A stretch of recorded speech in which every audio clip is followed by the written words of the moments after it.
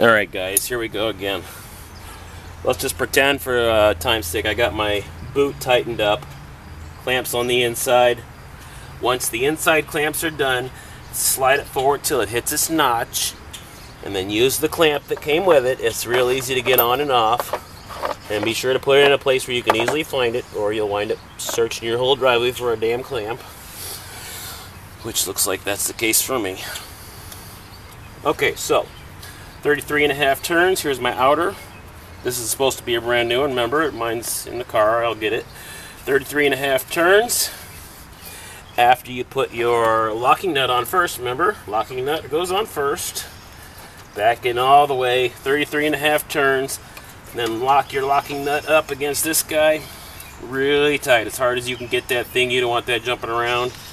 And then if you can, put this new one down in its socket. Let's see if you can see that on the camera. Yes, you can. Put the new one down in the socket. Put on your bolt. Torque to specifications or tight, your choice. There is a hole through that. That is for one of these pins that you bend. So you put that through and then you bend the little flanges on it. I recommend a new one because the old ones are pretty rusty. And at this point, you'd have these connected. You'd bring it in, bring your wheel in, put it down in there, crank it down.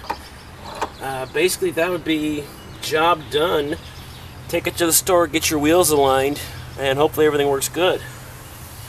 Now for myself, I need to crawl under the car, actually clamp down that inner CV boot, pull it out, clamp the outer portion of the inner CV boot, put on my new tie rod end, 33.5 turns.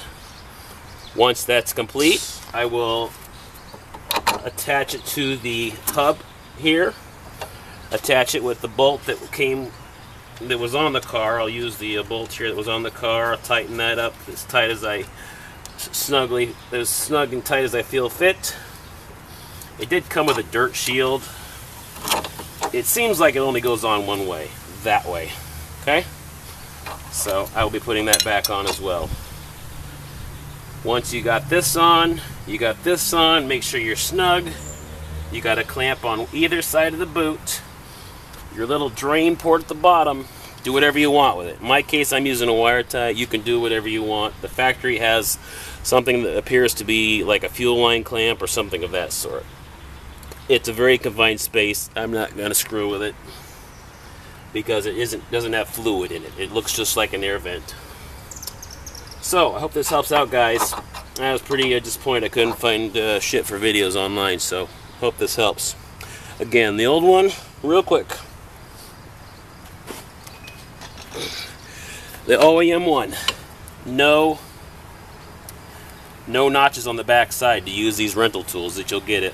I went to O'Reilly's, AutoZone, and the other one, Advanced Auto, and they all three had the same kit, which relies on notches on the back like a nut, and then you use that to tighten it up.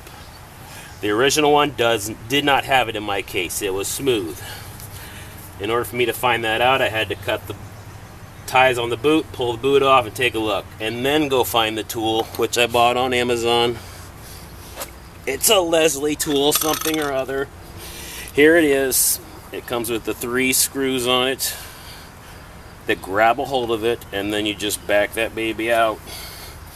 For the new one, it came with grooves, and I used the factory kit, the factory tool, to put it on. That's it, guys. Good luck out there. Email me if you have questions.